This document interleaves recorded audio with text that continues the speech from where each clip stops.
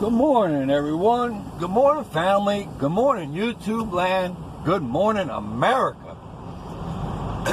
And I mean that with all my heart. Good morning, America. Now, this video is, of course, a statement, or as other people would say, a rant, but more of an educational statement. And the statement is this: we have now been 8 months into a pandemic that really isn't a pandemic. Whether you believe it or not, it is the flu. The flu has been killing people every year for centuries. Some years are low numbers, some years are high numbers, but it still kills people. It kills people in bad health, and it kills people of age. Now, here we are, 8 months into a pandemic. If you haven't noticed, up until most recently, it's been quiet. Nobody really mentioning it, nobody really having deep conversations about it. But now that election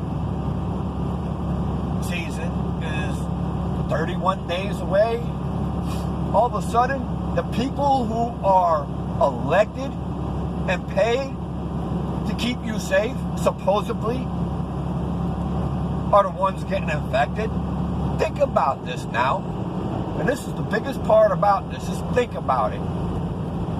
The people that are making the orders, telling you to wear a mask and do this and do that to protect yourself from something that can kill you, are getting the very disease, supposedly, that can hurt or kill you. What does that tell you, ladies and gentlemen? Are you done being puppets? Are you done being sheeple? 300 million Americans in this country.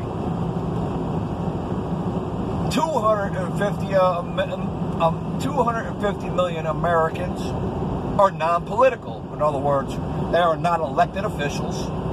They do not work for the government. They are not a part of the government. They are the people who pay the government with your taxes, whether it be payroll taxes, land taxes, sewer water taxes, school taxes. All that tax money is going into the deep set pockets of your government officials. It's supposed to be going back in your communities, but we all know how that works, right, ladies and gentlemen? Especially those in the big major metropolitan cities who retrieve billions of dollars a year in tax money, but only invest maybe a third of that portion back into their communities. Think about that, ladies and gentlemen.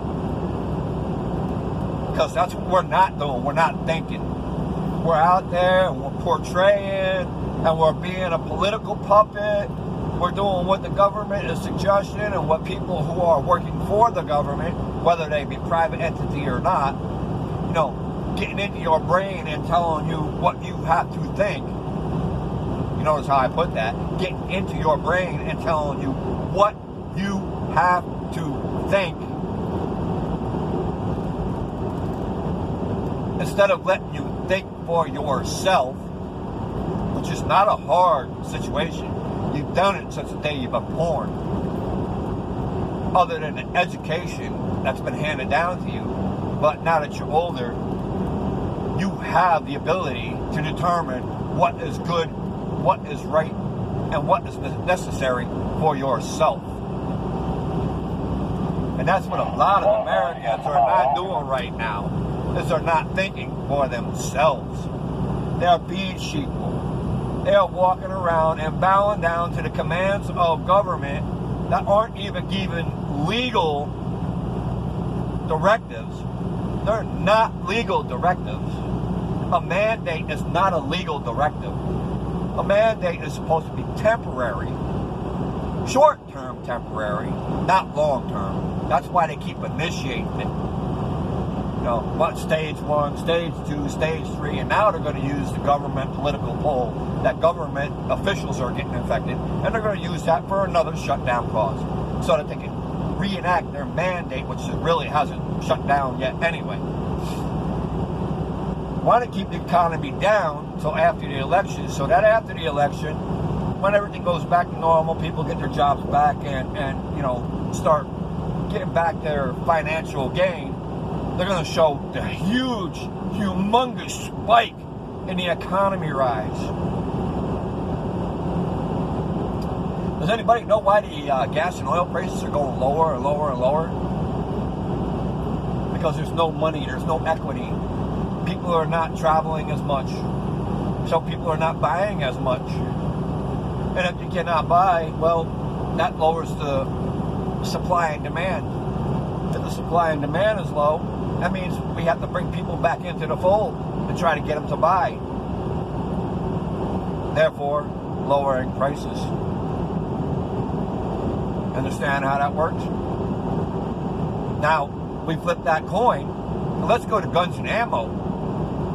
Guns and ammo have tripled in prices in the past 3 months. So price gouging is being a killer on guns and ammo. Where you used to get a 15, 19 cents a bullet, now is $1.10 a bullet. A bullet. But everybody is sitting back and they're all nagging and bitching and crying and moaning instead of doing what they should be doing. Get them petitions written. Get out there, get them signatures. You can do it in 3 ways. You can do it physically out in public. You can set yourself up a web page and get all of your endorsement signatures via web page or via email. You set up a separate email account.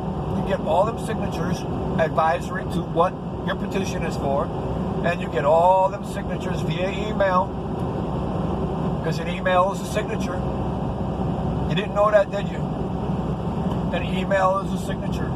That return address is a signature stating that you, the controller of that email address,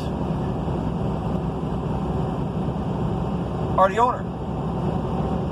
So, with those petitions, you can go and fire whoever you want as long as the democracy number is up. So if in your city, and you want to get rid of, or your state, let me rephrase that, in your state, you want to fire the governor, you take the total population that lives in your city, you minus the, third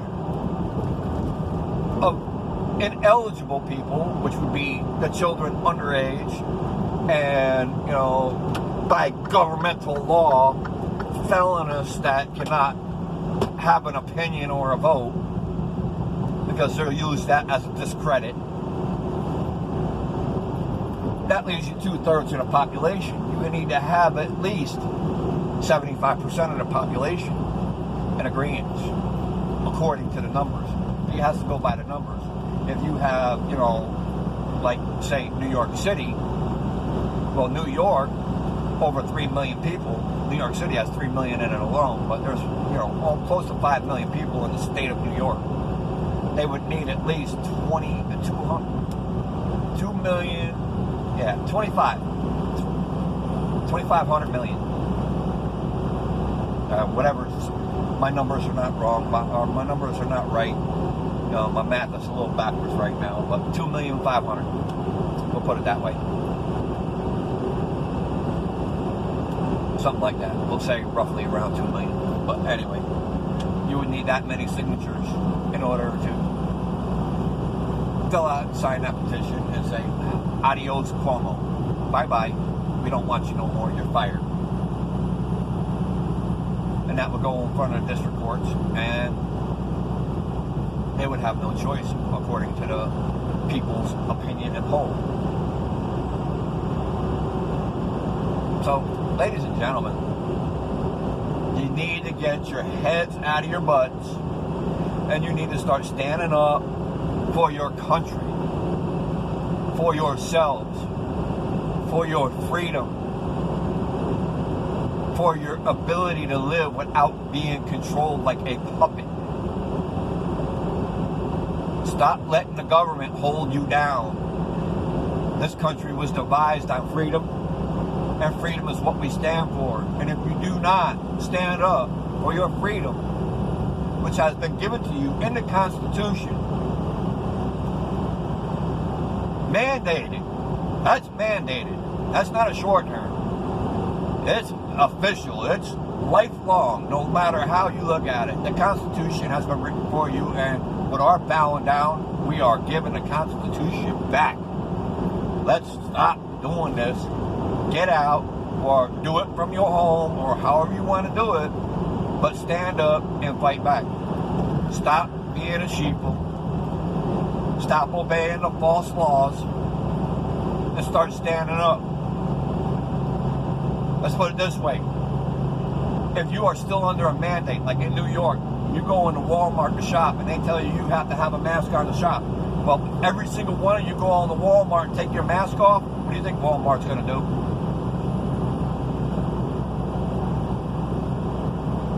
They're either going to have to agree with you or lock their doors. Well, either way, you win. They lock their doors, they lose money. They start losing money, guess what? Their stocks fall. Their stocks fall. They're no longer a contributor to government, helping them out with their elections. You know, giving them that proceed money to go campaign. That's right. It's the big companies that are paving the way for your puppet masters. Which means you are the one paving it. Because everything comes from you, the people. You, the people, blood, sweat, and tears make the corporation. You, the people, blood, sweat, and tears feed the corporation. And the corporation's only feeding the politicians to be your puppet master. Stand up and fight back, ladies and gentlemen. I hope that you're all having a great Sunday. I hope God is blessing you and giving you the power of His authority. He is the true ruler. And He already set His laws. The laws that many people are denying.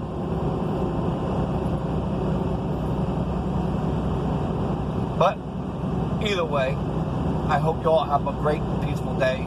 God bless you all. Peace and love. Jim the Trucker, I'm out.